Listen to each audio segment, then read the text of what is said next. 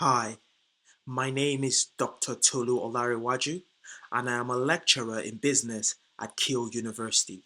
Keele University, Tamworth Borough Council, Staffordshire Black Business Network, and community leaders have come together to empower young people, small business owners, and residents of Tamworth.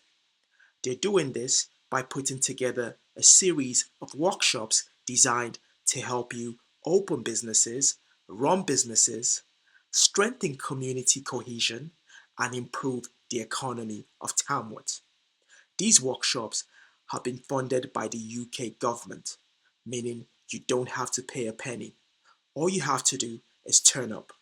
But before you do, please register via the registration link in the description. The workshops will be held at Ankerside Shopping Centre, Units 13 and 14 through September 2025. In the first workshop, we'll cover the principles of business and how to start up businesses. In the second workshop, we'll look at the principles of business sustainability, strategy, and resilience. In the third workshop, we'll look at business and community cohesion. We'll focus on prejudice, discrimination, and how to run businesses that cater for people who might not be from our ethnic backgrounds.